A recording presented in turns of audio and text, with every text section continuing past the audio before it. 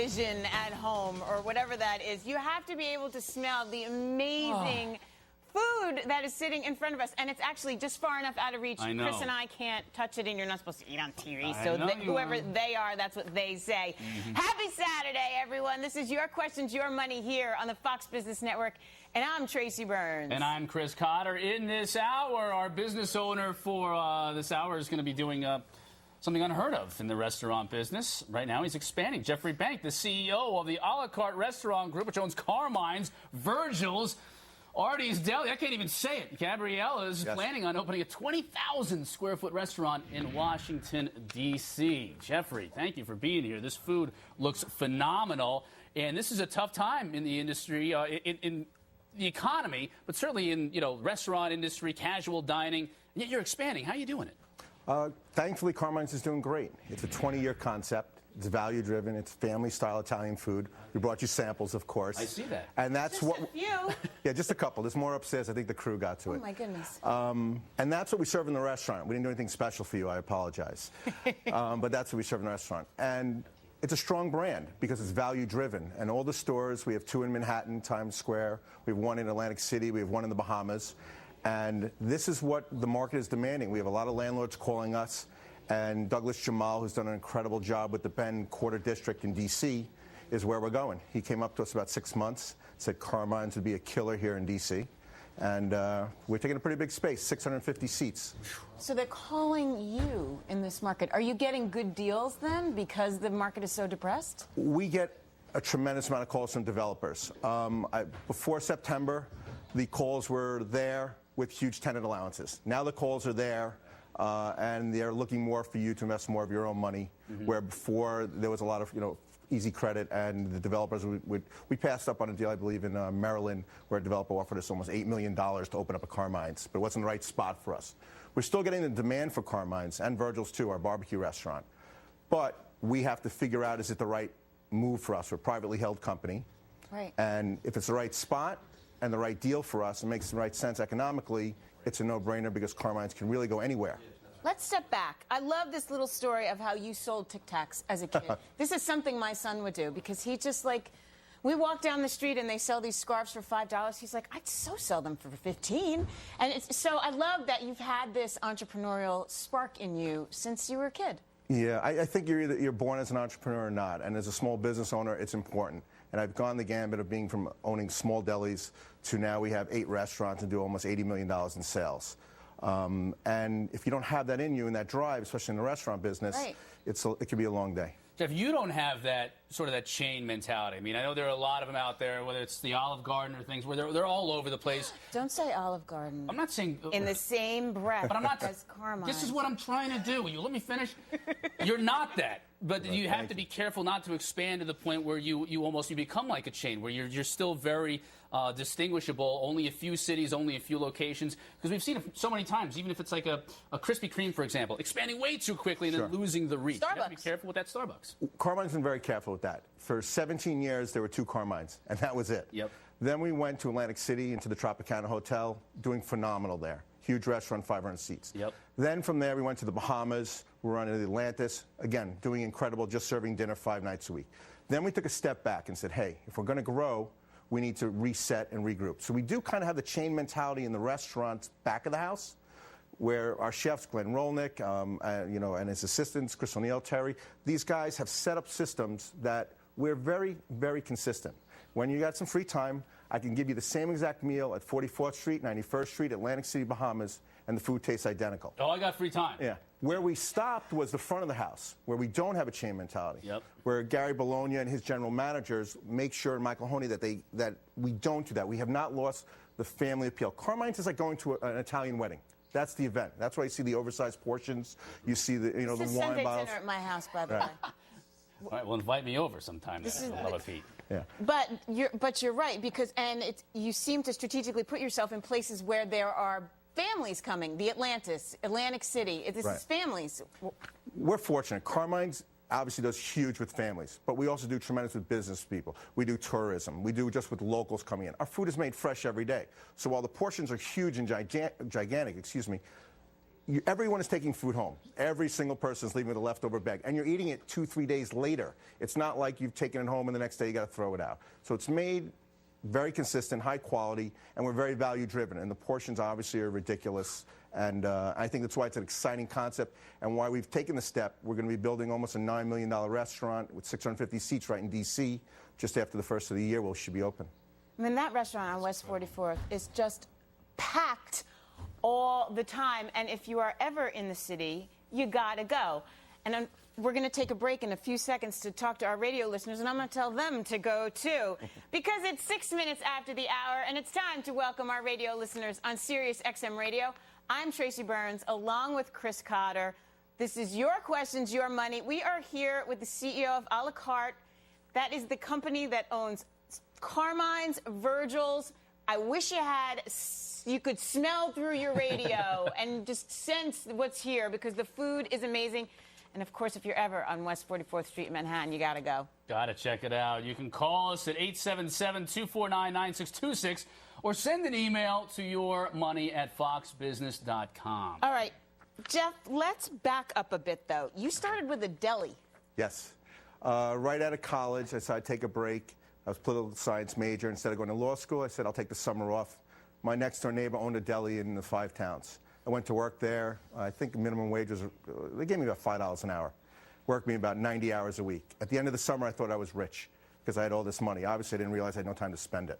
So I said, all right, who needs law school? I'm doing great. We opened a couple of restaurants in the island. We're doing well.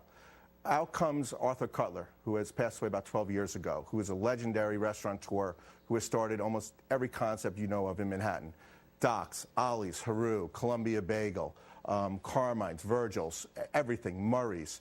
He comes out, finds me, and says, I want to open a deli in Manhattan. I said, okay, here we go, big times. Move into the city, get ready to go, sell my 3 restaurants on Long Island, and then unfortunately, in the middle of the night of 52, he passes away. I spent a year doing restaurant consulting, and then I go and I speak to his wife, Alice, who's taken his company, and she has been selling off the brands. And I said, whoa, whoa, whoa, let's slow down. I think we could do something here. So we opened up Artie's on the Upper West Side. New York-style deli, does phenomenal. 2,200 square feet, $5 million in sales, phenomenal sales per square foot average. We created all our own brands, our own pastrami, our own corned beef, everything. Spent about a year and a half, 2 years there, and started getting a little bored. It was a single store, and it's fun, but I got to keep moving. I got to sell more Tic Tacs. So, you got the Tic Tac spark. Right. So started doing a little work at Carmine's, and no one had moved the brand. It was just, there were 2 stores. So we went over to Atlantic City. We opened up over there 5 years ago and did gangbusters business. We unlocked the door. I believe we sold $15,000 worth of gift cards the first day. It was insane. And then from there, we went to the Atlantis. It's been phenomenal. And we've been doing great, yeah. But Virgil's, now Gabriella's is Mexican. Right, Gabriella's was Artie and Alice Cutler's housekeeper. And she's making unbelievable, authentic food. And they opened up the first Gabriella's about 16 years ago on the Upper West Side. And we moved it about 3 years ago, and we've reinvented it. It's a brand new space on Columbus 93rd. It's doing phenomenal. Incredible frozen margaritas. All right, it's time now to bring in our panel of experts to answer your questions about small businesses this hour. Our venture capitalist Tony Chan, with Cue Ball. Venture Capital, our house experts are both in California this week. Dani Babb with the Babb Group, and Jeff is sticking around for the hour. All right, so we got an email. Let's just jump right to your question. Stephanie says, I have a great business idea, but I'm having trouble patenting it, as it's confusing how to do it. I'm also on disability. How can I make some extra money? Dani, you're always on these patent questions. She could do this on the web, can't she? Yeah, absolutely. She can go to the uspto.gov, and she can, first of all, she needs to do a patent search to make sure there's nothing out there that's very similar to this. And if there isn't, then she can run a patent search online. She can file for her provisional 1-year patent online. And actually, Google created a site, google.com/patents, where you can do a more comprehensive search than you can even on the USPTO. I've actually found products out there on Google that I wasn't able to find on the USPTO website. So, yep, she can do it all online, get a 1-year provisional patent, and then move on from there if the product or idea begins to start to have some legs. Jeff, have you patented products? I mean, the wine, the barbecue sauce at Virgil's. Similar to us, we're trademark. Everything we worry about is trademark and trade dress. So, yes. our names, our websites. We even look into for future, whether we're going to move eventually to Canada or if we're going to do. So our wines have are trademarked properly, our logos, all that. It's a long process. It gets a little complicated. The secret is just getting a really good trademark or patent attorney to guide you through it. Mm-hmm. What if somebody comes to you and says, look, I ate at Carmine's in New York. I want to open one in Denver. I want to open one in Dallas. I mean, do you have to fend that off almost all the time? We do get that a lot. We get a lot of opportunities, and we get a lot of customers who says, I love this, I want to license it. Mm-hmm. The one license deal that we do, not a franchise but a license, is in the Atlantis. And because of that, it's successful. Our food comes out there, but we learned a lesson. It's hard to license. It's hard to franchise. It's hard to manage with worrying about other people, worrying about your product. Our brand is important. We spent 20 years developing the Carmine's brand. So I really trust it to my team. I'm a conductor of an incredible culinary orchestra. Because you worry about the consistency. You want, as you said, to know that anytime I go to Virgil's, I want to have the same barbecue here, California. Exactly. If you can't get into 44th Street, you run up to 91st Street on the Upper West Side in New York. You're eating the same exact food. All right, let's go to the phones right now. Armando joins us from Virginia. Armando, you're on the show. Yes, I'm here. How are you? Good, thank you. Good. I've got a question on a gas grill cover that I've designed, and I'm at the next step. I'm not sure what I need to do, whether I should try to patent it or if I should just find a marketing company that'll do the entire project for me. Danny, he should just get it out there, no? Well, you know, if this is something unique, and you, Armando, if you've done a search and nobody else has this product out there, I would first protect it.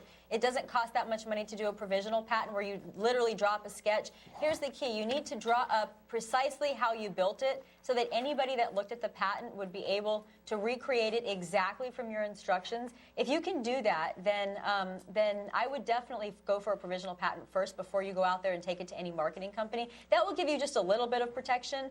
After that, most of the reputable angel investors or venture capitalists and so on, marketing organizations, they don't want to deal with the lawsuits that come with stealing an idea. So after that, I think that you're fairly well protected. But I would certainly look at least filing for a provisional patent. You don't have to wait until you get it to go out there and market it. Just send in the documentation, and if they have a request and they want some sort of revision or additional information, you can send it in after that. But I would take that first step before you go out and start to begin to market it. Tony, I want to get to you in a second, but Danny, real quick, how much does it cost to file for that provisional patent?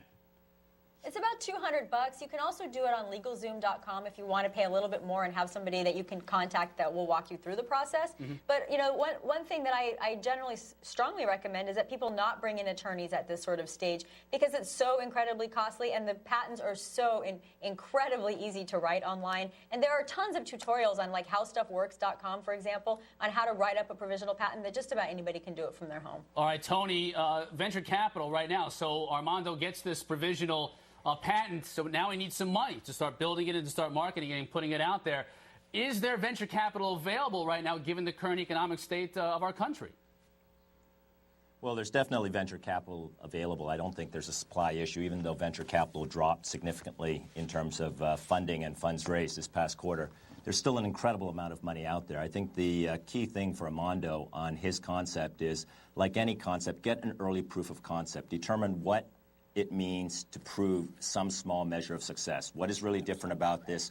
Can you show that you have some commercial viability, and then start from there and then grow? So obviously that's the first thing you've got to do before you go to try to get some VC, because they're going to want to say, hey, we need a reasonable expectation of a return on our investment. So, but you can almost one thing too, everyone needs to remember that venture capitalists fund less than 2% of businesses. So it's generally not where we're going to see our first source of income come from. It's going to be community banks, angel investors, family and friends, et cetera, all the things that we talk about here. And VCs are not the first step for most people.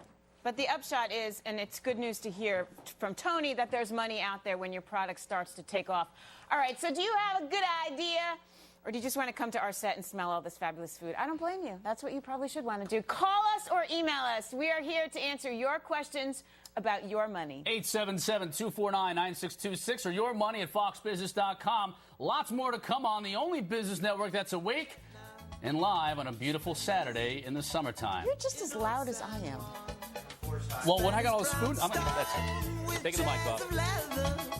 In Spanish ways to roll along.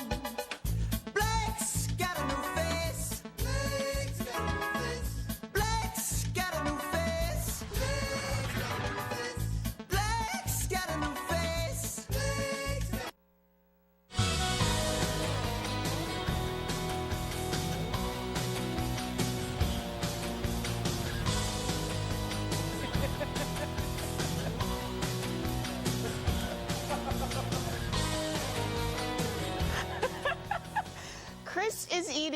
the most beautiful looking food I've seen in a long. Oh, look at that, Chris. This will take him the hour. So while he's eating, we're going to go to the phone. John from Florida is on the phone. Hey, John. Hey, good morning, and I appreciate you taking the call. Real quick, I've been a private investigator 23 years. I'm looking to start up a consulting firm, teaching people how to open up a private investigative agency, hang on to their clients, create the clients. I don't know where to market that, how to market it, or how to charge for a consulting firm in that aspect. Jeff, you said you did some consulting work for a while. Yes. In this market, it seems that people would prefer to have consultants than to have people on the payroll. You can outsource this. Absolutely. I think there are a lot of businesses that are looking for help. They don't want to add to their payroll, and they'd be more than happy to hire a consultant or someone part-time to give them wisdom and grow. Your time is your value. So I think when you're starting out, don't worry about what you're charging, because they're going to need to build up a network of clients and references. So I wouldn't worry if I'm going to charge $50 an hour, $100 an hour, $300 an hour. I'd want to go out there and get myself a customer, whether it's free of charge or $25 an hour, and prove that I can do this to that customer, which will then help me get referrals and slowly build grassroots my business. And then you'll start feeling your time, what you can charge for your time. But that's a great point, because you almost give the service away for free, build it up, get some recommendations, and move on. Anthony, is there, when you're starting out like that, can you put yourself out there, throw your products out for free? I mean, this is a pretty good way to get your name out there, no? Well, it is a good way. I don't know if it's viable over the long run, but I do agree with Jeff that at least establishing a base of clients to get going is critical. I think one of the other things that John could do, there's 60,000 blogs coming out on the web every single hour. Go out there, try to establish some online credibility, build a presence out there, John, online. Get some testimonials out there from former clients, former customers, to show that you have some differential capability. That's actually real quick on this. It's got to be not easier, but there's so many other avenues to get your name out there now than there were back. My father was a 30-year IBMer, and when he retired early, and he started a consulting business. There was no World Wide Web back then. There was no other way to get your name out there as a consultant other than just word of mouth or people that you knew. Now there are just so many other avenues for people to be able to find you.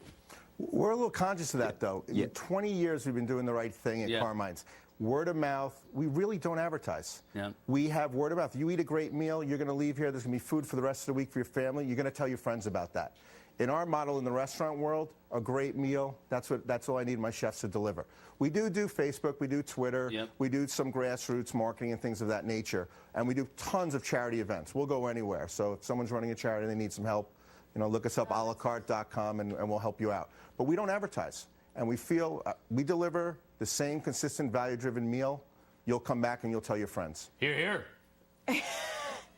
But, Anthony, that's a great point. He could do it for free. He uses the web. He Twitters. Dani Babb will be the first person to say, get yourself on Twitter, pass it all along, and that's how you get your name out there. Well, one of the best things right now happening on the web to playing in John's favor is that how-to videos or how-to content is one of the fastest growing pieces of content on the web. So whether you do it through the web, through a book channel, doesn't really matter, but that how-to content plays well right now. Yeah, and we just had someone on this morning, right, with the how-to apply makeup. I could use that, actually, because I know nothing. Thank goodness we have. Look at you. No, but I didn't do this. This is not how I woke up. All right. Gorgeous every day. We have more answers to your questions ahead, so keep them coming. Keep the emails coming. This is the Fox Business Network, the only business network in true HD, even on the weekends. HD ravioli.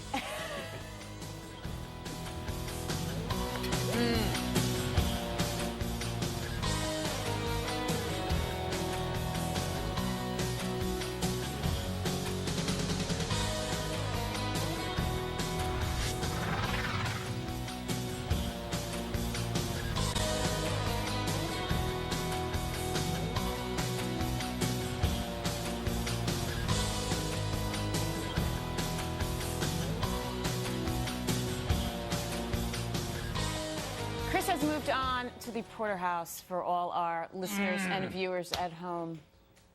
I'm done. Yeah, right. All right. Well, I'm going to go to an email. Mark emails, how do you protect an idea, for example, electronics or mechanical, when you do not have technical expertise in that area? It's a good question. Dani, I think you're back with us. I'm going to throw it out to you. Yeah, you use a use patent. If you don't know how to design the product, that's okay. You can write down how the product is used, and that's the type of patent that you file for instead of the product patent. And you get just as much protection, but generally from there, what you're going to want to do is have somebody use that use patent and create something, some sort of model or prototype that you can then follow through on if that's something that you want to do. And if we get a chance, both John and I would like to jump in on the previous question that John had called in about and offer a little bit different perspective. Well, actually, I was going to introduce our illustrious John Rutledge. So, John, feel free to jump in on anything you want. I thought you wanted to jump in on the food, Dani. I thought that's what you were going to say. Yeah, good afternoon. How you doing? Good, John. Excellent, excellent. Yeah, Dani and I were talking during the break. Both of us have sold consulting services to lots of people, and I'll tell you, in that business, if you ever give it away, that's the person who will be used as a referral by your next client, and you'll be giving that one away too. It's very difficult to raise your fee in that business, so I think what you've got to do is use the techniques everybody described to build a demand for the service. But then you've got, the first time a call comes in, you've got to price that service up at full price. Don't ever give consulting advice away. Don't ever give it away for 20% off or 50% off, because they're going to see whether you value yourself. That makes it tough to sell, though. Dani? Yeah, well, I've actually done that myself. I made that mistake, and I gave away services so that I could get referrals and so on. And then good luck raising your price later on. And then all of those people you gave it to for free always want to come back for free. But I do think there was an excellent point made, and that is the how-to videos and using the web, leveraging the web to build your credibility so that people are willing to pay for your services because of what they saw online. And case studies and other podcasts, and that works great to build the demand. This is probably one of the first times I've heard you guys say to not give something away for free. Because in the past, you have a product, someone made jam, someone made pies. We were constantly saying, bring them to the state fair, give them away at schools, let people try your product. And now this you're saying, absolutely not. Don't give consulting fees away.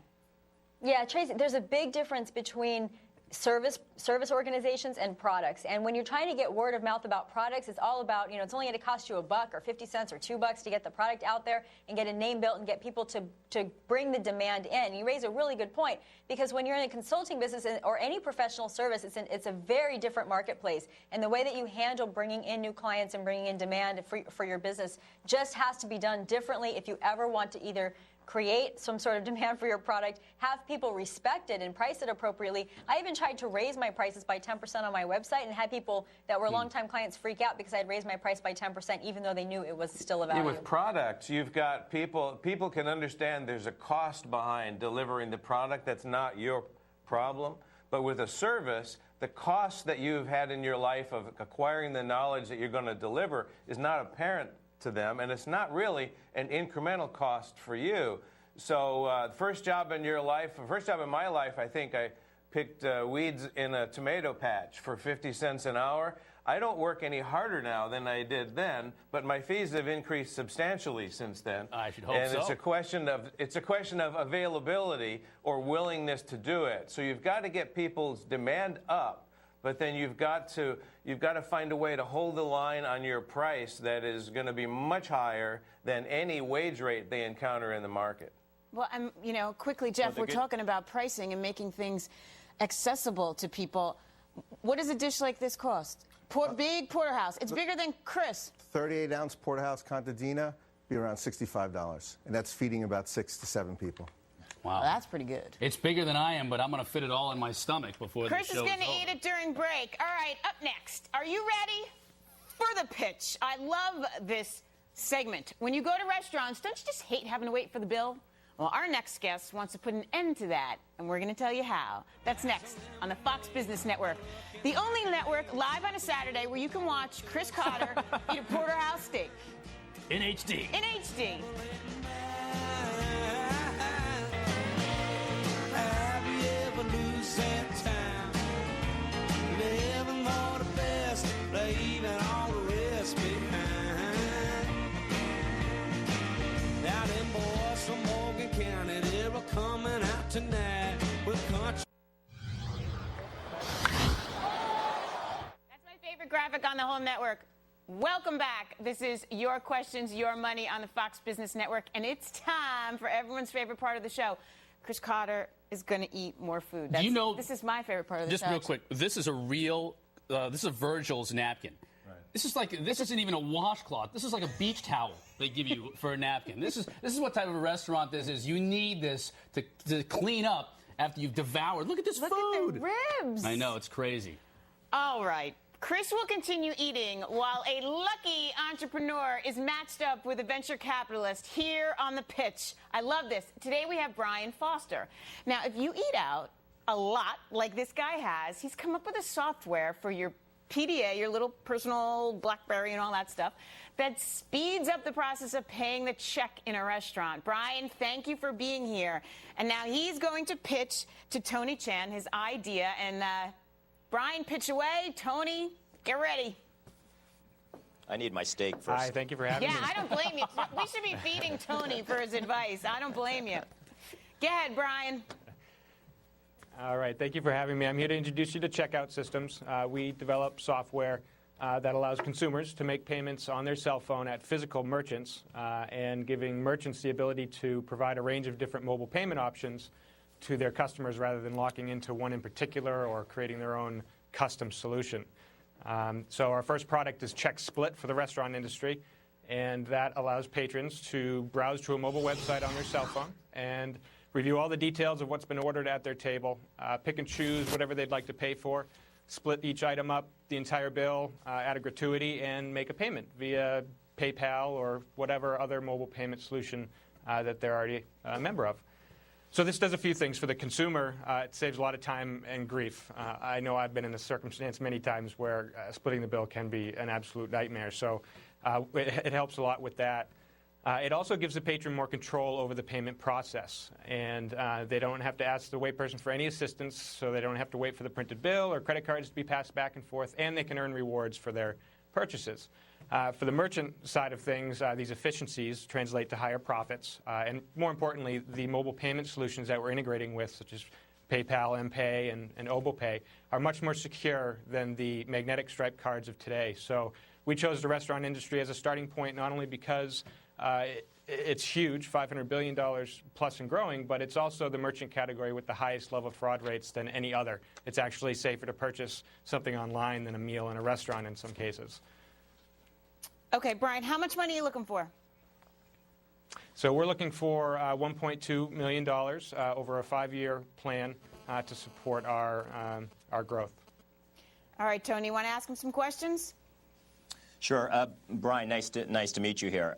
You named a number of benefits, both on the consumer and on the supplier restaurant side. If you had to boil down each side just to one benefit, so for the customer, you named convenience, earning rewards, ability to split the check, and then on the actual restaurant supply side, you named security, et cetera. If you had to name the top benefit on each side, what would it be?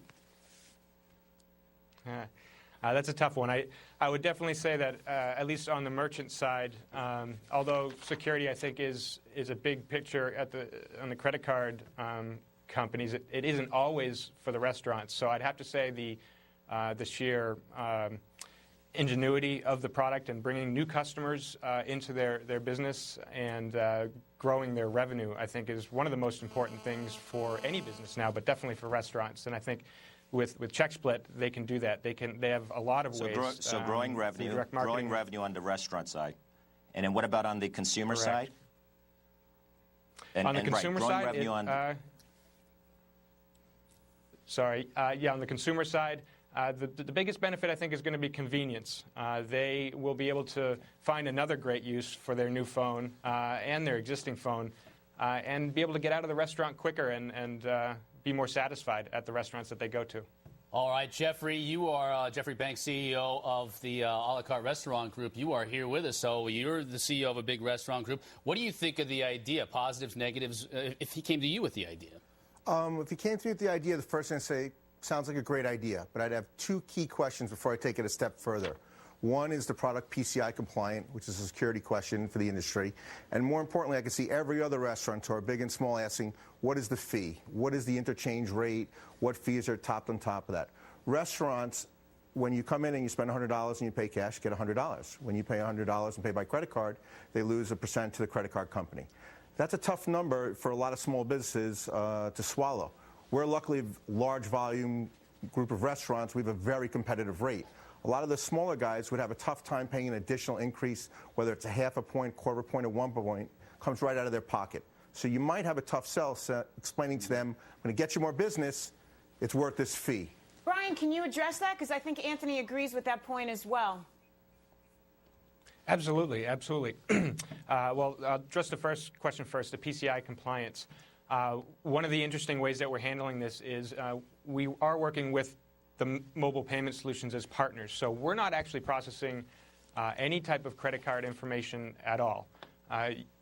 Customers are using their existing online or mobile payment solution membership, which only requires login credentials. No credit card details are being passed through our system or on our servers or even through the restaurant servers. So that gets past the PCI compliance, since we're not even dealing with magnetic stripe cards or credit cards on our network or software. With regard to the fees, we have a few different pricing models for restaurants, because we do understand that large restaurants handle things much differently than especially the smaller independents. So we have transaction-based models for a per customer or per table fees. We have monthly or yearly subscription contracts, and we also have straight-out licensing purchases where you can have unlimited transactions and you purchase the software or the services outright, and we support you on an ongoing basis. Anthony, you're taking vigorous notes out there. What are you must have more questions. Well, the key one for me, Brian, where have you trialed this? Have you tested this in certain places? Is it working? Do you have some pilot sites running this? That's our next step. We're moving forward with our development. We're in the final stages and are looking to roll out the first version by the end of September, and then by the end of the year, we're planning to be into our first restaurant. So that will be our first pilot, if you may, and we're looking at a few different opportunities for that. Right. One thing I would say, Brian, on your multiple licensing fees, from at least a VC standpoint, and you have to line this to make sense for the customer, for the restaurant, and for an investor. Clearly, for the consumer, it has benefits because it's convenient. They don't have to pay anything.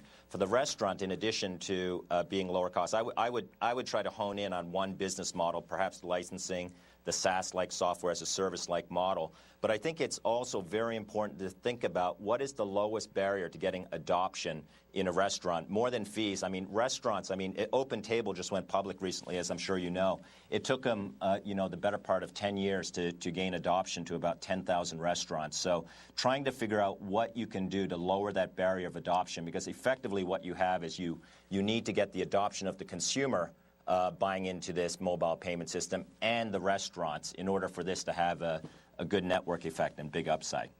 Okay, Tony, what's the verdict? Let's. I know you're not. I'm not going to ask you to commit $1.2 million today, but are we on the right track here?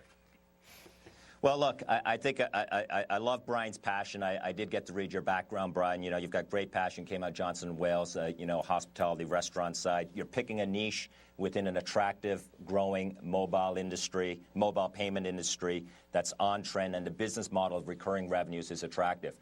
Two things I would watch out for. One, the adoption. How are you going to get adoption of this quickly, both on the consumer side, but more important than the consumer side, the actual restaurant side? And what I'd recommend there as feedback is finding a singular location, probably a college-like town where you can get students that use mobile phones that are more of the digital native demographic.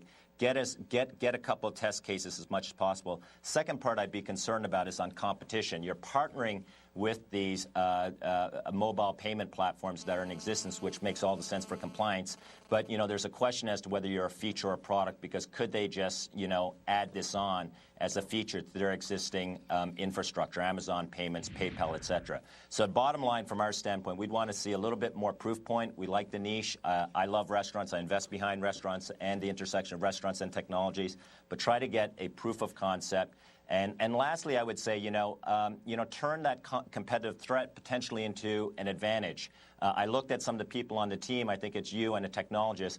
Find maybe someone that came out of the POS side, someone that came from OpenTable, Micros, Aloha, and maybe you can find a different way to scale that adoption faster by getting someone that can do a partnership and add on. You don't need to be the branded upfront brand. Maybe you can be the Intel inside here and get faster scale. So think big, start small, scale fast. Great advice, Tony Bryan. A great idea. Remember, if you have an idea that you want to pitch to a venture capitalist, let us know about it. This could be an opportunity of a lifetime. You tell us the product, and we find the person with the money. Email us yourmoney@foxbusiness.com, and you could be pitching your idea here on the air with us next week. All right, we're going to jump to the phone. Actually, before we jump to the phones, though, I want to toss this out to Dani and John. You guys have any other suggestions for Brian before he leaves us? Yeah, I have a couple quick suggestions. I was reading through this last night, and Brian, first of all, I think the concept's fantastic because you're really hitting a couple of problems that we're running into, and also the gadgety side. Personally, I'm a geek, so I love gadgets. But one thing that I would caution you against is learning from FlyClear's mistakes, and that is that they had consumers demanding it, but the airports didn't see the benefit of installing the systems, and therefore eventually they couldn't continue to get funding, and they went out of business. And so what I would do is just make sure that there's a really strong benefit for the restaurant side, either cost cutting or they can get consumers out of the door a lot faster. Maybe they bring that ID that you say that the consumer gets. Maybe they bring that ID to the person that's placing the order, to the customer immediately, so they can check out anytime they want. And then the other thing is how you scale it and your growth potential. I noticed in here that you had said you were targeting all restaurants. I'm not necessarily sure that would be in your best interest, at least initially, because I can't see some of the higher end restaurants allowing people or wanting people to be using their BlackBerry and paying their bills. I could see that in different types of restaurants. So I would really maybe bring on, there was a comment about bringing on somebody from IT. I would probably bring on someone from the marketing side who knows the restaurant business and try to understand what it is that each particular type of demographic of restaurant would be looking for their customers. Otherwise, I think you have a winner. I just think it needs to be narrowed down a bit. John, what do you think? I think you, in addition to what Dani said, you can also learn from the restructuring that happened all across American industry in the last 20 years. Believe it or not, in Japan and also in China, you can take a cell phone, aim it at a soda machine, push the button, and out comes and you can pay for your soft drink that way. I think the key benefit here for the restaurant, which is the key to the networking benefit Dani talked about, the key for the restaurant is saving time. If you measure the total product cycle time is the buzzword, from getting a customer in the door, ordering, feeding the customer, paying the customer, and getting them out so you can turn the table again, turning the table is the key to revenues. If you can shrink that product cycle time, turn more tables, multiply it times the revenue per customer, you'll end up with a dollar benefit for a restaurant that'll be substantial. I would rather measure that, sell that to the restaurant, participate in that dollar benefit, than sell somebody a per-click basis. Right. And the same thing's true for the customer, by the way. Everybody has sat in a restaurant, you had a nice meal, and now you can't get out the door because you can't pay the damn bill. This is a way people can get out the door faster. You need to take the time out of the business for both the restaurant and for the customer. Then this thing will really fly. Well, if you ate all the food that was in front of us here, you couldn't even get out of your chair. No. Brian Foster, Checkout Systems. Man, that was some great advice from Anthony Chen, Cue Ball Venture Capital, and of course he's staying with us, and John and Dani as well. I hope all that helped, Brian. Good luck with it all. It was great. Thank you very much for having me. You're very welcome. All right, well, we still have plenty of time for your calls and your emails. So get on the phone, 877-249-9626. You can always email us yourmoney@foxbusiness.com. And next hour, we're going to continue talking about starting your own businesses. So get those questions in as well. We'll be right back on Fox Business, the only business network in True HD. Where Chris is still eating.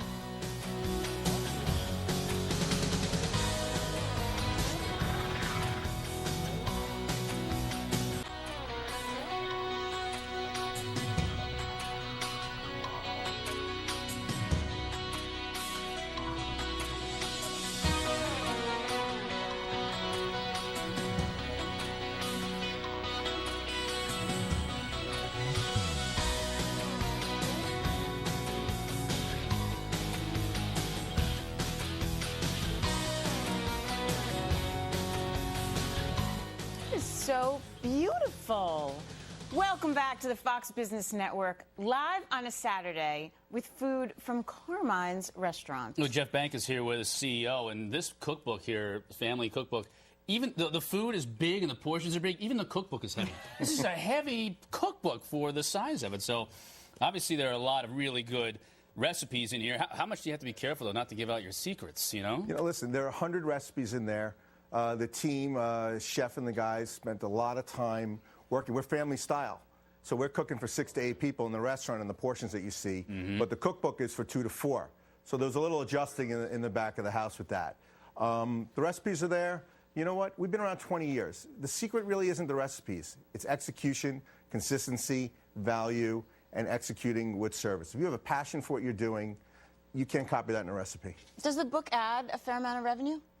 The book is selling incredible. St. Martin's is giving another push out this fall. It sold incredibly. They thought it was going to be just a typical restaurant cookbook. It turned out to be one of the top Italian cookbooks right now, and it's not even in the restaurant division anymore. Why is it not? Real quick, we're going to go to the phones here because that's why we're here, after all. But why isn't it your typical restaurant cookbook? A typical restaurant cookbook is a vanity project. Get your name out there and maybe show a couple of recipes. These are recipes that work. They're simple, they're easy to make at home, and you get to recreate the great food. So if you came to Carmine's, you had penne al vodka, and you're blown away by it, which is a pretty easy dish to make, but you loved it there, you can make it from our cookbook. Speak for yourself. It's not oatmeal. That's an easy dish to make right there. Let's go to the phone. Susan from Michigan joins us. Susan, how are you? I'm good. How are you? Good. You got a question for us? Yes, I do. Okay. I have an online company, and I've been approached by several types of investors. I need to know who would be the right fit for my company and what percentage of my company would they be looking for in return. Dani Babb, this is all you. Actually, I'm going to toss this question over to John because he would know better. He would know better what percentage of the company would be best for her. Well, the first question is picking the person that is the right investor for you. It has to be a match of what the investor knows how to do and wants to do and what you know and want how to do. So find someone who has skills and experience in your area. The second thing is talk to a large number of other entrepreneurs who've been financed by that person to make sure they know how to get in your business, grow your business, and out of your business without causing you a lot of grief in your life. Third, on the valuation, that part's pretty simple. An investor is going to try and create, or get you to create a business plan into the future. Let's say you have 5 years worth of projections on costs and revenues and profits and cash flow. They're then going to think of selling that business in the 5th year, say, to someone else. In the market for businesses, businesses sell at a multiple of free cash flow, profits after capital spending needs. And what that means in the market today, you'd probably get 5 times that number out there in 5 years. The investor's going to try and find a way so that putting money in today and getting it out then is going to generate a return for them that in today's market maybe think 30% per year, which is about 3.5 times your money over 5 years. That's how you'll figure what they need for a return. If you then know that you need $1 million, you can crank that $1 million forward in the future and find out what piece of your business they need. You guys are on a roll with the information. Dani Babb, Tony, Jeff, entrepreneurs out there very lucky to be watching the Fox Business Network right now. All right, and in the next hour, we're talking about starting your own business still, entrepreneurialism, questions about a business you have already. So give us a call, 877-249-9626. Or you can email us at Fox, or your money rather, at foxbusiness.com. And if you have to go, run an errand, go to soccer games, whatever the case may be, you can still listen to us on Sirius Channel 145 or XM Channel 168. Got to make sure I get that right. 168. 158 is like some auto racing show. 168. We'll be right back.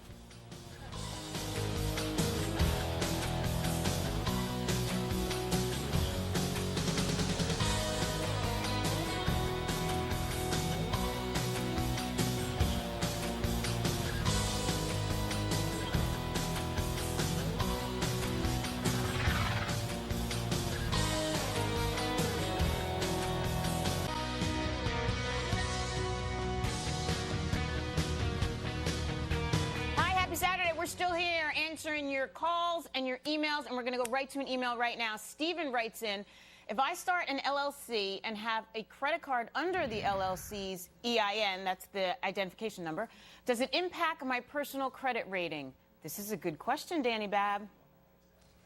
It can. It depends on how the loan was secured. For example, when I took out my first loans for my LLC, I had to secure them and sign documents that if my business defaulted, that I would be personally responsible. If that's written into the loan documents or the credit card documents, the answer to that question is yes. But once the LLC is pretty well established, banks will not ask you to do that, and then the answer would become no. So it really depends on when the funding was given to this individual and what the loan documents for that loan say. John, you got anything to add on that? Only that LLCs are really designed to protect you from legal liabilities, not financial liabilities. So as Dani says, be careful, because ultimately the dollars flow directly through to you, and if people know that, then you're on the hook for the money. Yeah, that's actually a great point.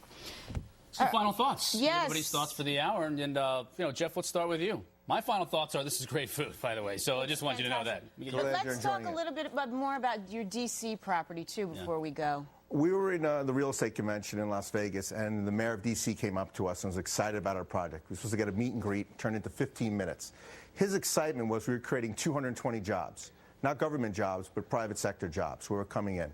We feel as entrepreneurs, we've been successful for 20 years. If we don't step up and create jobs, you can't just wait for the government to do it. When we create jobs, we look to have a lot of organic growth within our company. We run ESL classes free for our staff. English is a second language, so people can move from within, from porters or dishwashers all the way up. Michael Honey, who's hiding in the back, has been putting a lot of food out here. He's been with us 14 years, started as a server.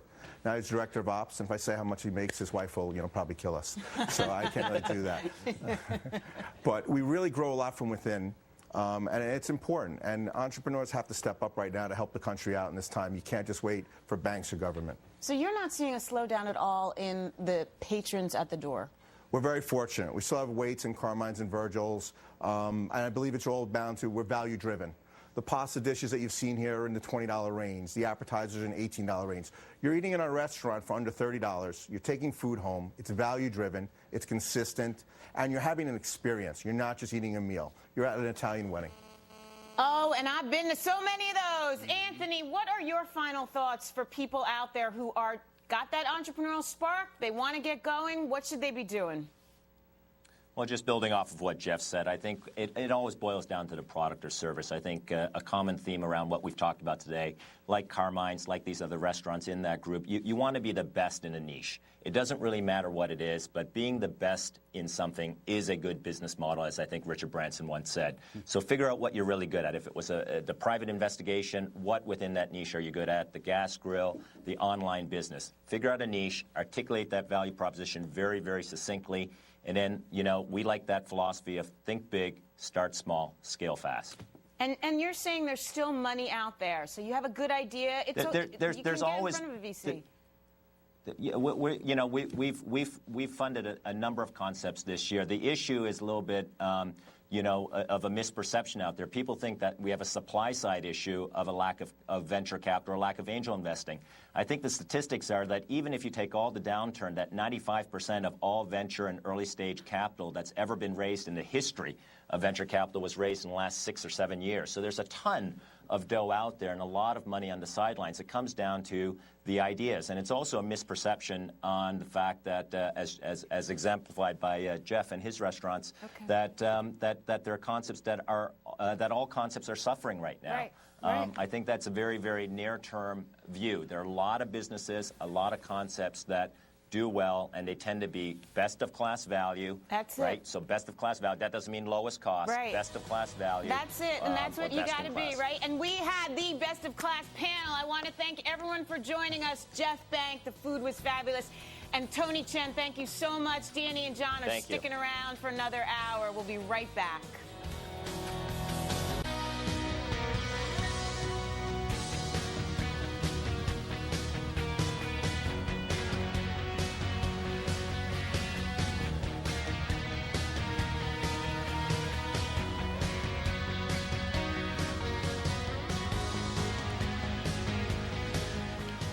This is Julius. Hello, everyone, and welcome to Your Questions, Your Money. I'm Tracy Burns, and we want to hear from you. And I got Chris Cotter here, too, by the way. And we are talking about stimulating the economy, starting small businesses. And this is Julius the monkey. And his creator is here. So put down that coffee cup. Call us 877-249-9626 or email us at yourmoney@foxbusiness.com. All right, our small business guest for this hour is Ryan Hauser, the president of Paul Frank. That's the designer that makes Julius. We love Julius. These are all, it's all the rage with kids, but it's all the rage with adults, too, because wearing a Julius T-shirt is like the coolest thing in the whole world. Well, this is a company that was started, believe it or not, out of Ryan's garage. Thank you so much for being here. I love your story because this is actually almost a story about licensing a product more than anything else. But if you would start from the beginning, I love this notion that Paul Frank just made wallets for people. Yeah, well, I mean, I think to trace the origins of the company, we really have to go back to where I was graduating college and just had no idea what I ultimately wanted to do. I had a degree. I knew I had a passion for fashion and music, but I think like so many of us, how do you apply your passion to your career? And I think that was the biggest obstacle. I was sort of the reluctant entrepreneur. I didn't really plan on even starting my own business. It just sort of happened. And how it happened was I, upon graduation, ended up working for a fashion apparel company called Massimo, who you've probably heard of, for 4 years, where I had a fantastic career in marketing. Now, prior to that, I had met and became friends with Paul Frank, who is an actual guy. He was working at a newsstand in Huntington Beach, California. And there was this local folklore that, if this guy liked you, he would make you a wallet. And I thought, well, I'm going to try that. So I went down. This is in the mid-'90s, a few years prior to me actually starting the company. And Paul and I hit it off instantly. We became very good friends, and one day he offered to make me a wallet, and I offered to pay him, and he said, no, I can't accept any money. And I just thought, first of all, what guy do I know that can sew, or sew well for that matter? And the gesture of someone making something for you is a very endearing gesture. And the fact that he didn't want any money or anything for it kind of even blew me away further. So anyway, Paul and I became friends, and for the next couple of years, we began making wallets and accessories out of my garage. All the while I was working, 9 to 5 during the day for Massimo. So from 95 to 97, we really started what would eventually become the line that we would bring to market in January of 98.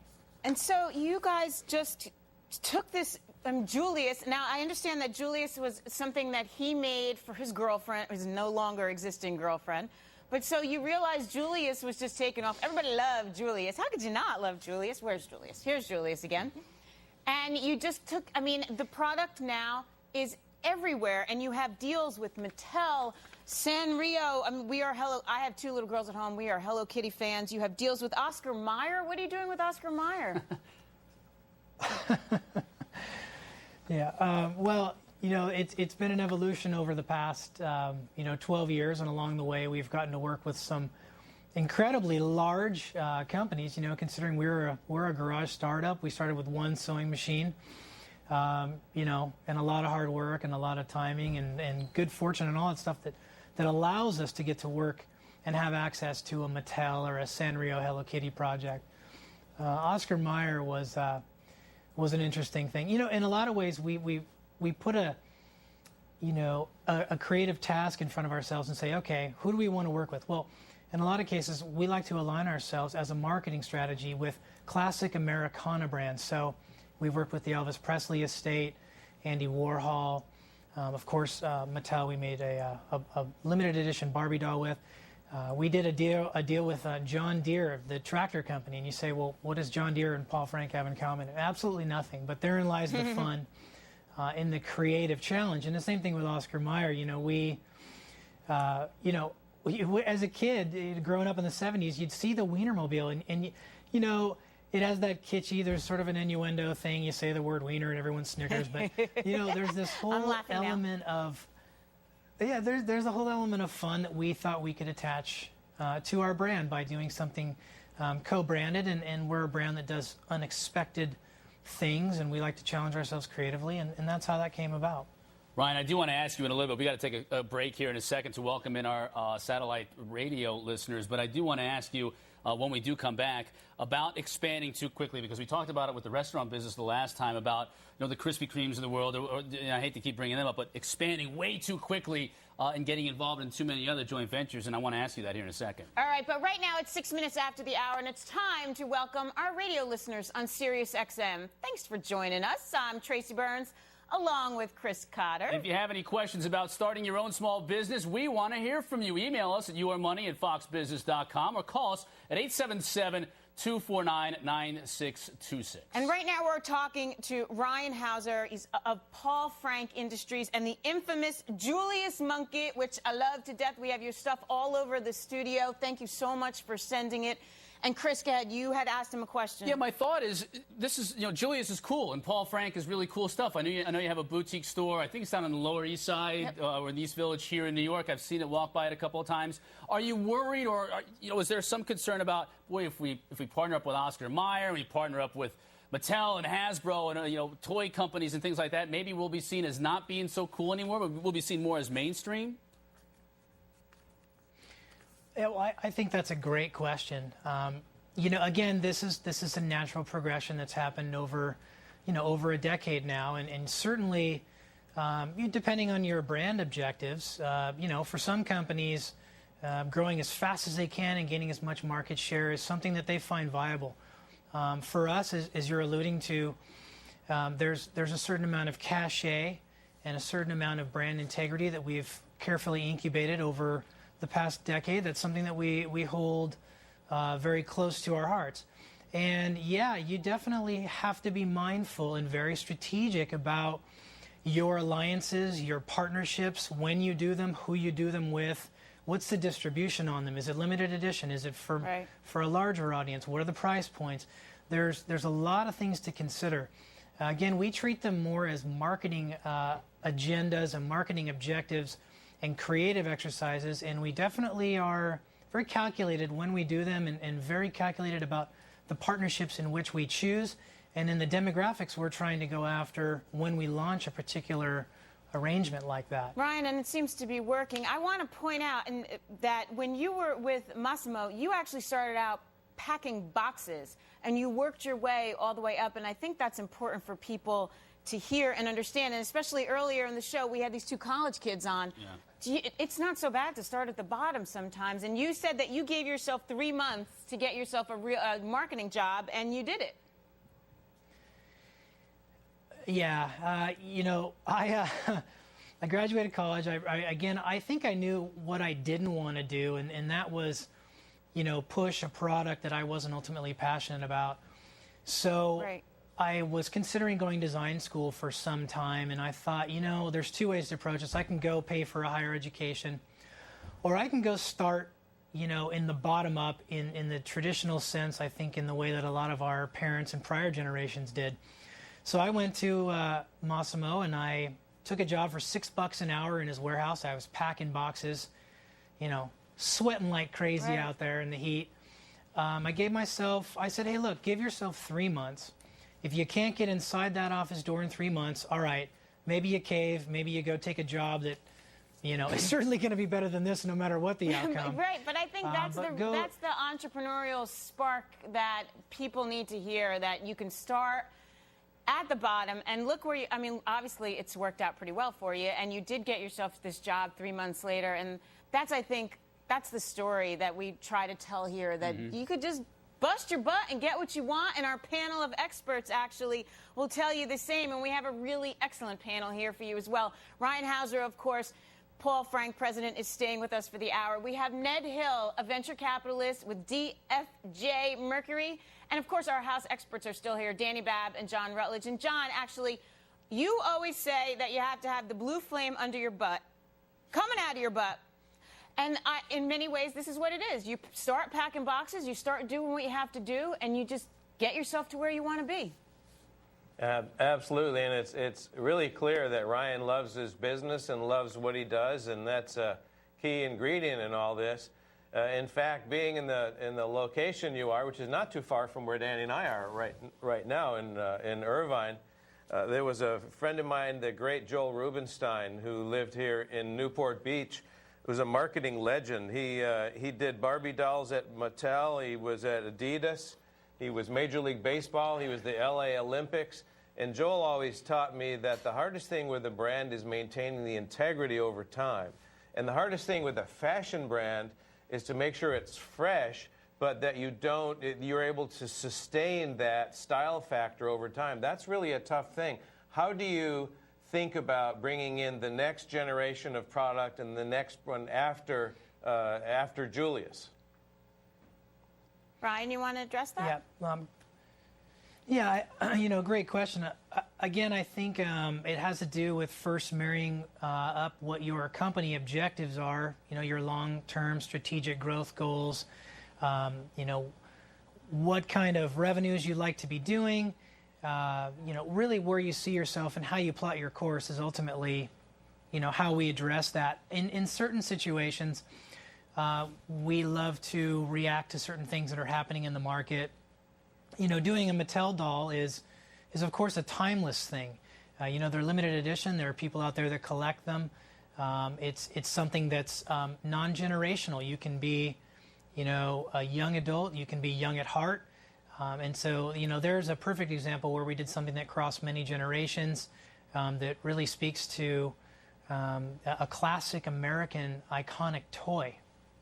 Barbie is all over my house. She's infiltrated, so she is classic American, and we love the stuff on the set. We're cracking up here. How could you not crack up when you see that adorable little Julius? Where's Julius? There he is. Barbie just turned 50, by the way. Barbie. So Barbie crosses generation to generation, and that's got to be the key right there, because that has got to be so difficult.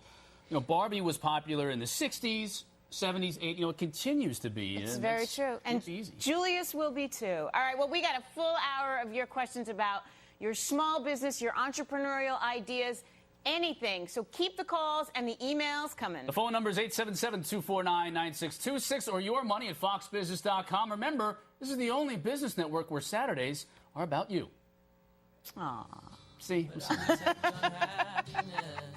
You never speak, so I have to guess you're not free.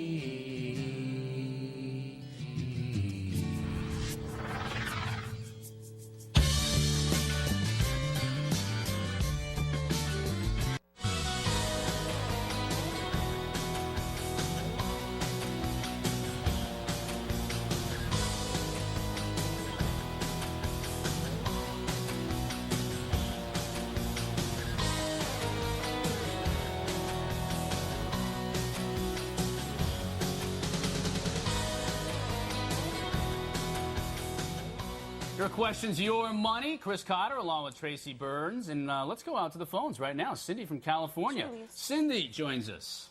Hi, everyone. I have a great idea, and it's a children's safety product. And I figure it's going to be ready about the end of next month. I'll have everything ready to go. And what are my chances of getting it into a store like Toys R Us? Or will I have to start, say, something online, like an online store? Is it going to be impossible to get into Toys R Us, a national chain like that? Dani, let me just ask your opinion on that question, because it's a great question. Can you approach a Toys R Us, a company that big, heaven forbid a Walmart, and say, look, I've got this product. Are we ready to do business? Oh, heck yeah, you can. A couple weeks ago, we were talking about a network interface card that I brought to a major company here out in California, and just literally sat there and said, I'm just going to sit here until you give me a meeting, and I eventually got one.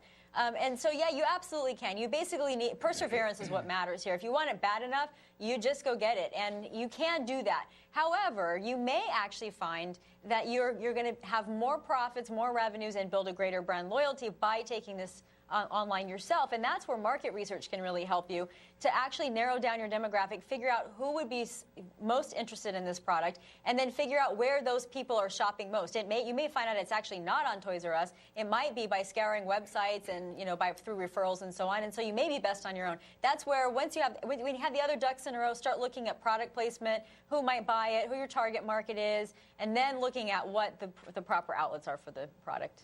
Okay, great.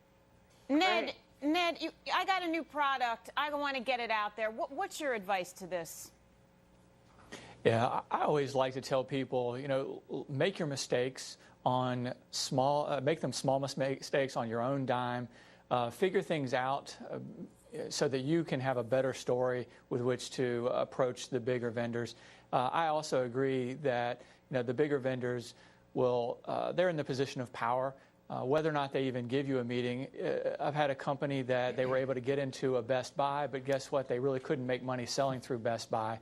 But I think the key is tighten your story, test your market, figure it out before you try to approach the really big channel folks, and that will help you be successful when you are ready to have that conversation.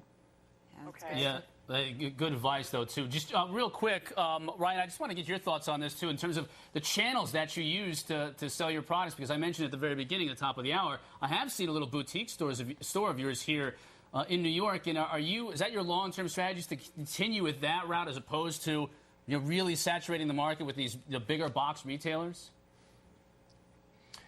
Well, we've developed a multi-tiered sort of platform over the last decade. We started off in mom-and-pop stores, boutique stores, hand-picked stores per city around the nation and around the globe. In addition to that, we've launched our own retail division. We have 7 stores domestically that are Paul Frank branded stores, and we've got 30 now worldwide. And those are in strategic fashion locations. In addition to that, we've now layered on major department stores, and we actually have a exclusive arrangement with Target that's going to actually be hitting stores this weekend, coincidentally. And so we're looking at a very diverse product offering with various types of price points that will service a very diverse audience. All right. Getting it out there. Good for you. We're going to take a quick break, but as we go to commercial, we want to give a shout-out to our radio listeners on Sirius Channel 145 and XM 168. Thanks for listening. Julius is hanging on one of our cameras now, Ryan. You'll be happy to know. And we still have more time for more questions. So call us, 877-249-9626. You can always email us. There's Julius. yourmoney@foxbusiness.com. This is the only business network awake on a Saturday, having fun with Julius. He's hanging out.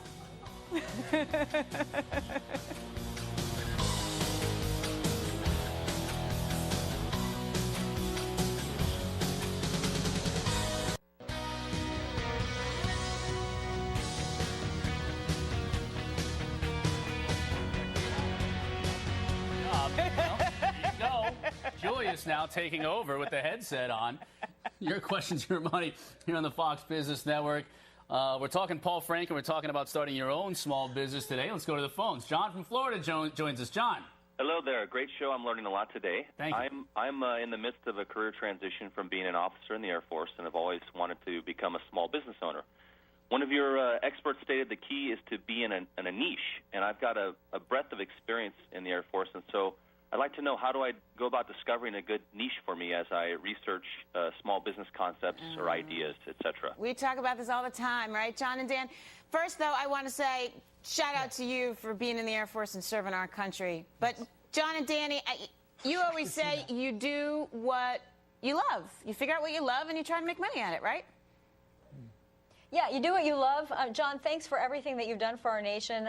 Go back through the history of your career. In my opinion, write down everything you loved and everything you hated. And try and, from there, the stuff on the not-so-great side you're going to want to eliminate from your future career. The stuff on the side that you love, try and brainstorm out maybe what the things that you were passionate about could be in terms of businesses. I have a friend who was in the Air Force that loved that he was a mechanic, but there were areas that he loved and areas that he hated, and he was able to pull out the areas that that he loved and actually became a consultant to teach people who wanted to go into the Air Force what to do in advance to prepare themselves. So he found a little niche for himself, and you can do that too, but it's really going to take sitting down, I think, some quiet time and figuring out what it is that you really liked and what it is that you really didn't like, and then doing some market research to figure out what sort of interest there would be in the 2 or 3 areas you haven't narrowed down to.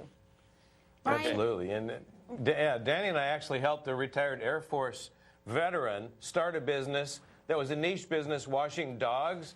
Point I'm making is that once you know what you love to do and can do, you need to put yourself in the shoes of a customer and figure out what problem does that customer have that you can solve that they'll pay you for. If it's a problem that they don't want to wash their dog, or they don't want to wash their car, or they don't want to, or it's difficult for them to do something else, if you can solve their problem, there'll be a value you can place on that, and then you can deliver that service to that customer. So you have to figure out what benefit you're delivering to the customer in order to have a business that will succeed. And if you want to start a small business in New York City teaching people how to fly, I'll be your first customer. Oh, great. Yeah. That's why we love you, Dani. All right, we're going to take another email real quick. Henry writes in, I am planning on opening a restaurant in L.A., California area. I formerly owned 2 restaurants and have been in the restaurant management for major chains for 20 years. Where do I start? So it seems that he's been in the business. Now he wants to open his own joint. John, I mean, I think the one thing we could say is that real estate's cheap these days. Absolutely. There's plenty of unoccupied real estate to choose from. The issue is going to be where you get the money to do it. I know Dani has some stuff today about sources of money. So what are they? Well, first of all, it sounds like he's already owned 2 businesses, so that's not going to be an issue in terms of figuring out, I think, what the niche is going to be out in Los Angeles. It's a huge marketplace and not as big as New York, but it's still pretty darn big.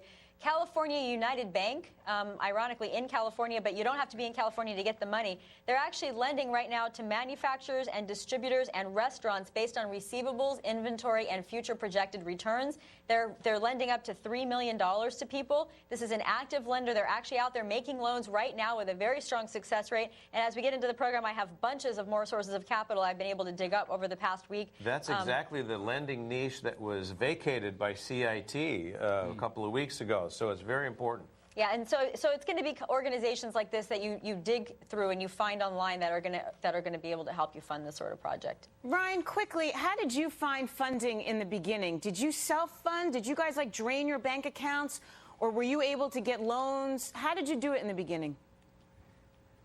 How did I find funding? I found funding incredibly difficult. No, but we did go to banks. They wanted to lend on a portion of our orders that we had. It was one of our biggest hurdles. We were able to leverage through a T-shirt vendor and establish 90 to 120 day terms, which really allowed us to ship the product to the consumers, to the retailers, get paid by the retailers, then turn around and pay back the T-shirt vendor. So that was a clever way of going about it. Obviously, since we actually used to factor with CIT, and I have been hearing a lot about them in the news lately, we no longer are working with CIT. But yeah, that's an interesting situation. Wow. That shows you exactly why CIT is so important. Yeah, so many small businesses rely on them for factoring. Yeah, and it's awful what's happening, and hopefully they work through it. And businesses, listen up, because Dani Babb's going to tell you how to get some more money coming up. It's time for the pitch again. We're going to meet a young man, young, who has accomplished more in his 15 years than most of us have in our, I'm 25. Mm-hmm. I'm 26. We're still taking your calls, 877-249-9626. We're going to be right back. A couple of youngins. For children.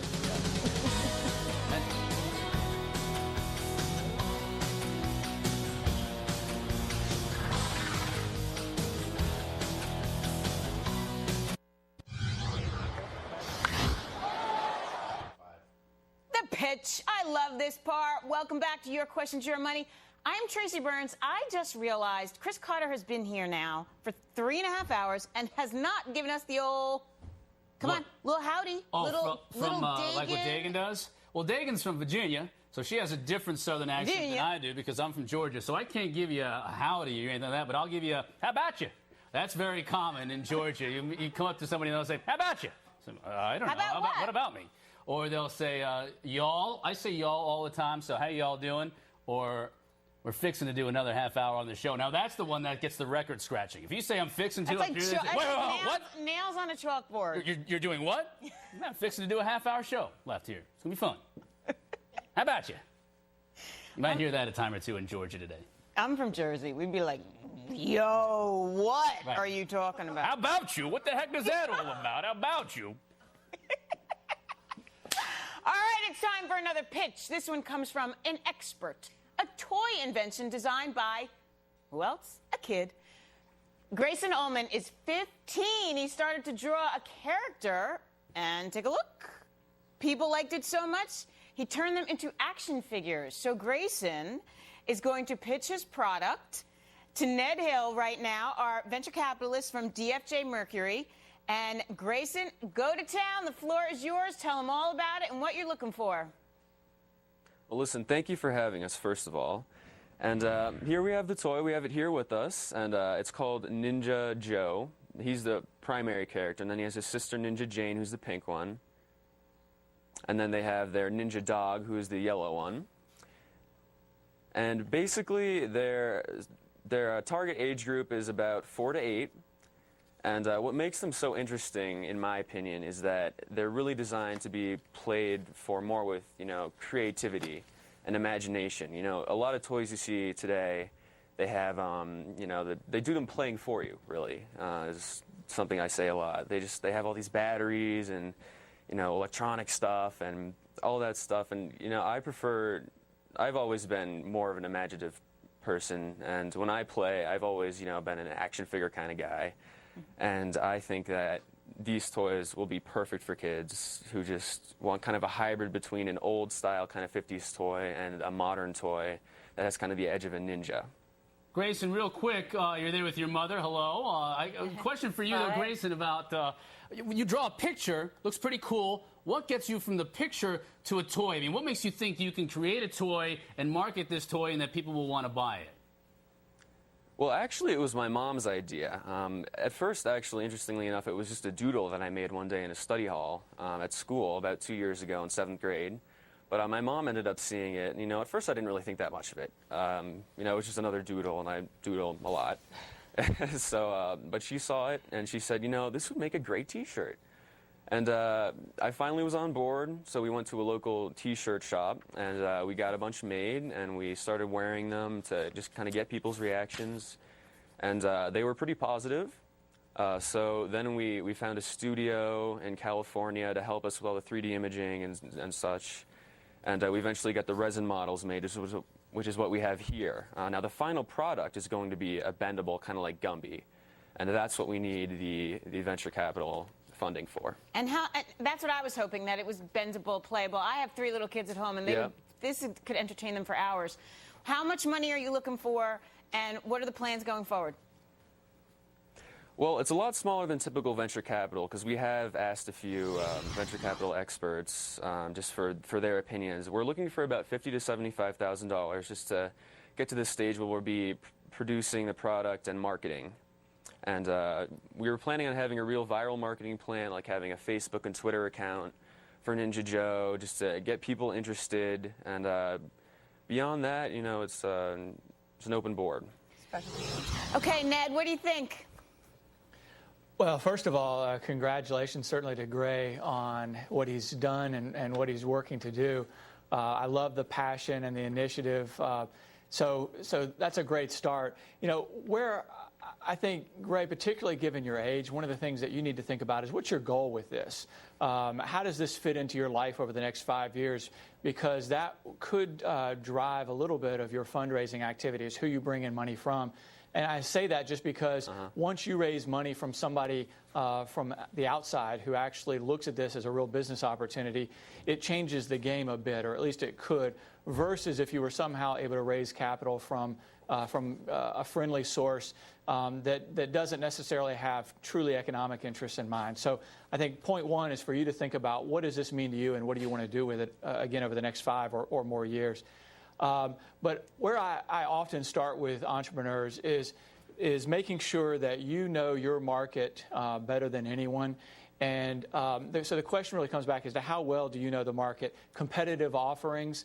And I say that, what kind of hook do you have in your product? What's going to allow you to gain people's attention and therefore they'll want to buy your product? How effectively you're able to penetrate their consciousness, how you distribute the product comes on the execution side. One of the things I saw from some of the write-up that I read was that you actually have done a little bit of market research in terms of talking to people and even talking to a toy executive. I'd be interested to know what kind of feedback you got from them. Well, it was mostly positive. They gave me, what they said basically was that usually a successful toy is something that you can take and it has a bunch of different forms, like Pokemon or Transformers. But, I didn't actually give them, the whole Ninja Joe idea because they didn't want to hear about it because I guess it would violate some confidentiality. Well, we weren't copyrighted at that point. Right, we weren't copyrighted at that point. Sure. So they were positive though. They gave me some good marketing tips. Pretty much what you've said. Research the market and your competition and find that hitch that's going to make your product sell better than the competition. Right. They really stress the importance of. I'm sorry. Go ahead. They stress the importance of line extensions and do we have more than just this single offering? And we actually do have several of the characters that are under development. And the name of the company is Stick Village, and they're all based on stick figures. But Gray actually has in development some other families of characters as well, including pirates and Vikings. And in addition to that, we felt that we should really kind of fluff up the offering quite a bit. So he's actually been writing stories to put on the website to support the characters and really give them some character development and so that people can get on and read about their day-to-day activities. And ultimately, what we would love to do is see this as an animated series. So Grayson has actually scoped out 3 seasons worth of stories that we hope to put on the website and, again, kind of really round out the offering so that it's not just a couple of bendable figures. There's really a lot more to it. These are characters with families and personalities and stories to go along and lots of adventures. All right, Ned, give us your verdict on this. I think it has potential to do the things that you're talking about doing, which I think you've got to build awareness and consciousness, and you've got to have a reason why people would want to buy the product. There's a little bit of a knack, I think, it takes to penetrating public consciousness. I think the fact that you're going after 4 to 7-year-olds is a little bit of a trick. And I say that because you mentioned Facebook, Twitter. At least to my knowledge, there aren't a lot of 4 to 7-year-olds on Facebook and Twitter, although maybe soon.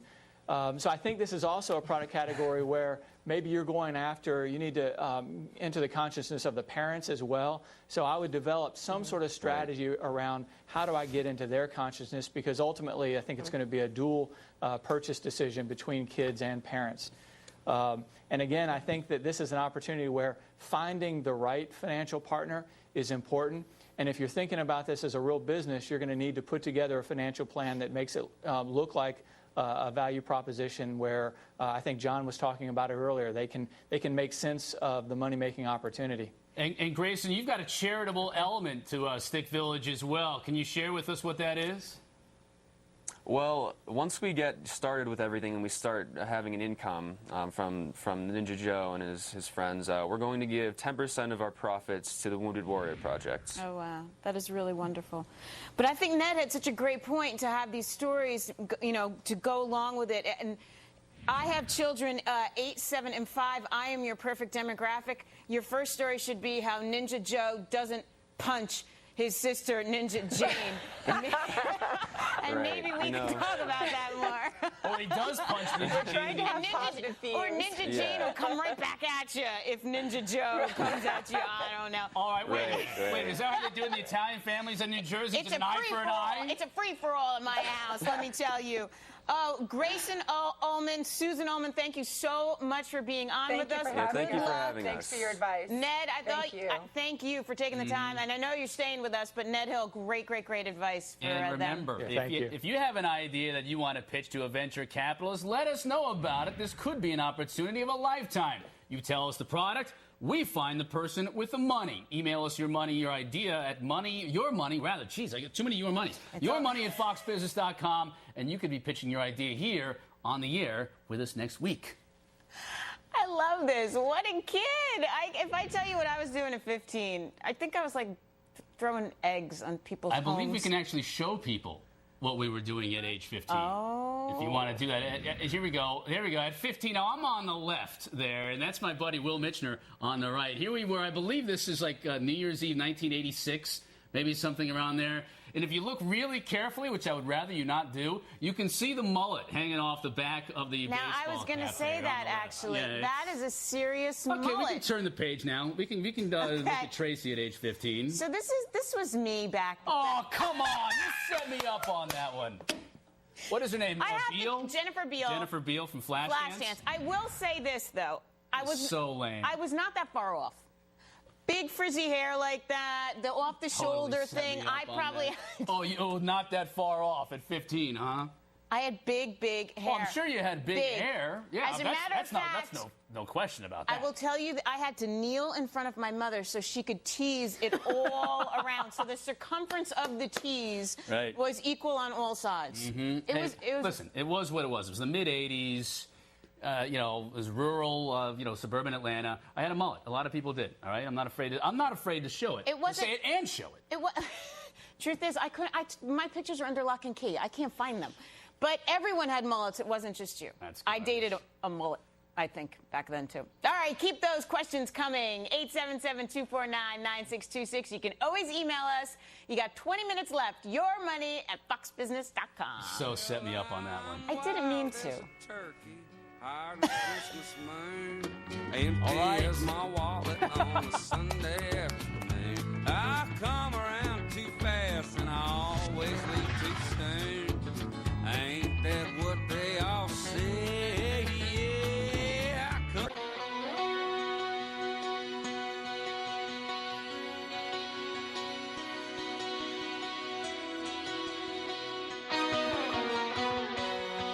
Just talking about how some people didn't even know that was Jennifer Beal from Flashdance. Right. Flashdance, if you haven't seen it, go rent it. Yeah, Jennifer Beals from Flashdance. She was a welder. She was working her way, trying to become a professional dancer and whatnot. And the movie was out in, 1985?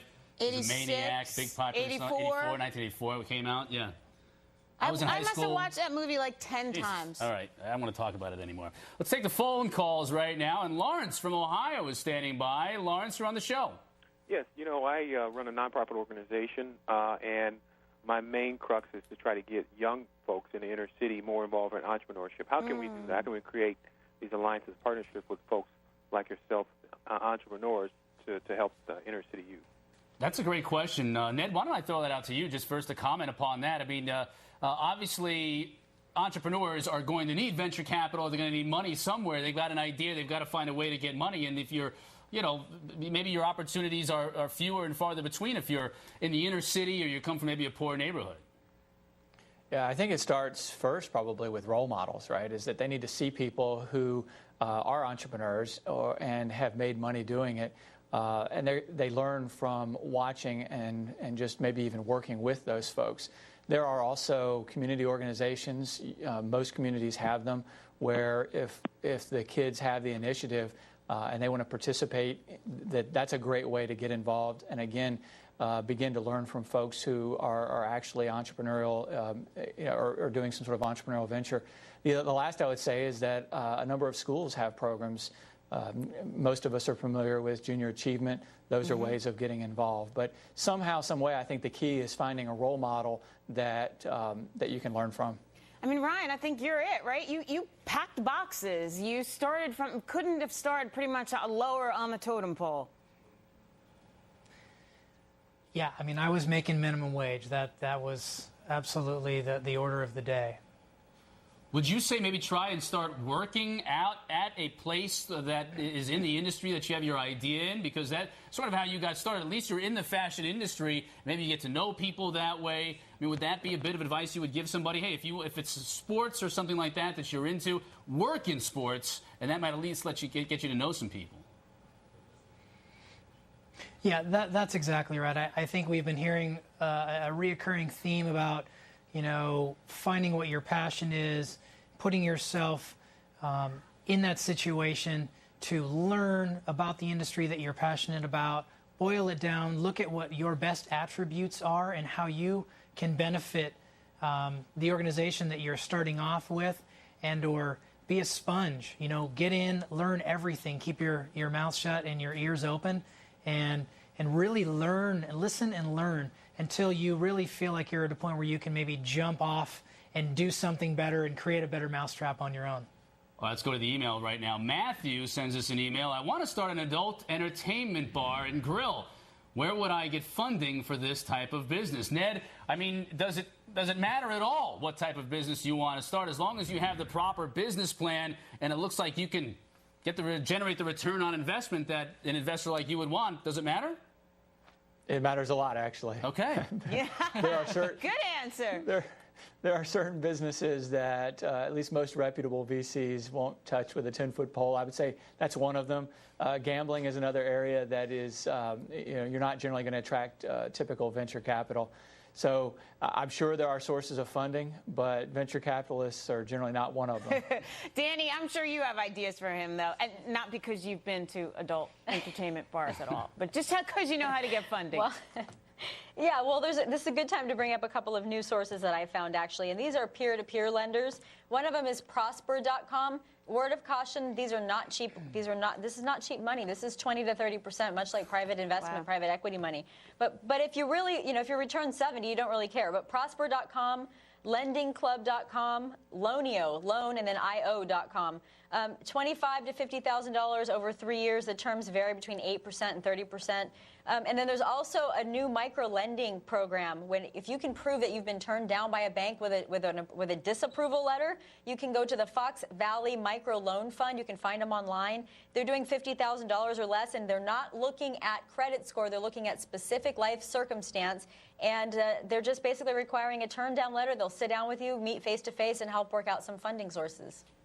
So basically what you're telling me with that one, Dani, is that as long as you've been turned down, you can almost get $50,000? Well, nothing's a guarantee, but that's what this organization specifically focuses on. So it's a good source for people to go to. Yeah, there's money out there.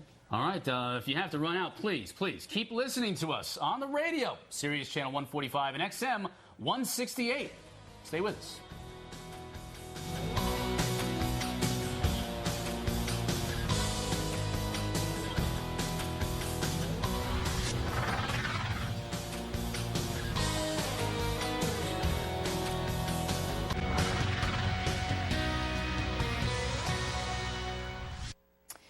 Happy Saturday. We're still here. We got 10 minutes left. Your questions, your money. All right, we got an email from Steve. He says, I want to start a very commodity-specific financing company. Am I better off trying to find a small bank for sale, or can I get my own charter? John, you've been in this business, haven't you? It's a commodity-specific finance company. Interesting, well, there are plenty of banks for sale today. You'll find them available. Be careful to look at their loan book before you buy them, because they probably have a lot of commercial property that's about ready to explode. Commodity financing businesses frequently hang under either an investment bank that's looking for other transactions, or a commodity trading firm where it's the way they finance their deals when they buy and sell commodities. But unless I could know more about the business, it's hard to get more specific than that. Well, Ned, let me ask you about just if as far as specific businesses right now, given the state of the economy. I mean, are you looking at it, and if somebody comes to you, or if somebody asks you just for general advice, are you saying stay away from this business? Right now, it's not the time to get started with this business or that business. Right now, are there business specifics that are working now and some that aren't? Yeah, well, I mean, clearly you can look at sectors as a whole. Now, to be clear, DFJ Mercury, we focus in technology, whether it's information technology, biosciences, or advanced materials. So that tends to be most of what we spend time looking at. More broadly speaking, I would say that clearly for a lot of reasons, clean tech, there's tremendous opportunity. You have to find maybe areas where there's reason for or technology innovation and room for innovation. You're looking for big markets. But no, I would say that in terms of general entrepreneurism, I think it goes back to what we said earlier, which is if you have a passion for something and if you can find a real market need that you can satisfy that need, particularly in some sort of unique way, then go for it. You're going to have trouble finding funding, particularly if you're a first-time entrepreneur. Persistence pays off in most cases. So just continue to work at it. If you can't afford to do it on a full-time basis because you can't afford to quit a job, then keep working and do it on the nights and weekends. And if it's something that you're passionate about and you've really found something special, ultimately you have a great opportunity. Ryan, we just have a few minutes left. Do you have any last thoughts you can give to all the entrepreneurs of the world out there to keep it going, keeping it real? Yeah, I'm in total agreement with what I just heard. I mean, I was double timing it. I had a full-time job. I would leave that job, come home, and work on my passion in my company. And there is a lot to be said for perseverance and fortitude and just mental toughness and looking adversity in the face and saying, I know you don't want me to succeed, but I'm going to succeed anyway. And really, when you point yourself in the right direction and you are passionate and you are channeled, good things can come. And I think that sticking to it and listening to your gut instinct is a tremendous value that is something that I continue to do even in the position that I find myself in today. And you guys keep pushing forward. I mean, you are just continuing to grow the brand and expand it. What's next? Where will we see Julius next? Well, we're working on a host of initiatives. I'm giddy because there's a lot I can't talk about because the deals aren't done. But for instance, we just signed a deal with Bell Sports to do children's helmets for skateboarding and bicycling. We did a deal with Bonnie Bell for lip smackers. We just did a deal with American Greetings to roll out greeting cards, which is a thrill for me personally. It's a very cool honor to be working with such a great established company. We're working on perhaps children's media. We just launched plush toys. So we're really starting to diversify the brand from just being an apparel and accessories-based company to really expanding into areas where we can service the family and provide some wholesome fun, let the kids be creative, bring a smile to mom's face, and at the same time, continue to challenge ourselves creatively. Dani, John, real quick, give us your final thoughts on those viewers out there today who are thinking about starting their own business, and maybe you're on the fence, maybe they've got an idea. Dani, I'll start with you. If you want it, go get it. I've recently changed my company's motto to exactly that because there's no room for wimps in this marketplace. There are sources of money if you're willing to look hard enough, dig deep enough, develop personal relationships. I'm going to keep my website updated with all of the latest sources of funding that I find, which is at drdanibabb.com. You can go there every day. I'm going to post new sources of funding. Don't let this marketplace get you down. Stay strong and just go for it. And John, I know you're going to say the same, but also, too, really important to start taking advantage of technology, Twitter, do what you got to do, get your product out there. Yeah, it's a market where you can tell other people about your product without spending money doing it through the new media. But look, Ryan's the real deal. Ryan is the story that people ought to be trying to replicate. And Ryan's story is work and commitment to what you want to do. And so there's 24 hours in a day. You can use all of them if you want to build a business. It's a great time to do it because you can get stuff from people for way less money than you could before. Do it. You don't need a lot of capital to start a business. Don't wait. Get out there and do it. And remember, the lady we've been helping opened up a fruit stand to make $300 a week and sell 3.2 million tomatoes to make her dream happen. And Every that is dollar what counts. it takes. Every dollar It takes counts. that kind of commitment. I love this stuff. And that's why I love this show. And that's unfortunately it for us today. But we have to thank our fabulous panel. Ryan Hauser, awesome. Paul Frank Industries, Ned Hill, fantastic advice you gave to our pitch and to all of our viewers. And, of course, our house experts, Dani Babb and John Rutledge. We want to thank you. And, Chris, thanks for showing up on a Saturday. If we've learned nothing else today, we learned if somebody comes up to you and says, how about you? That means, hi, how are you? And fixin'. Don't ever say fixin'. No, say it as much as you want. Trust me. Thanks for listening to SiriusXM Radio as well. We'll see you back.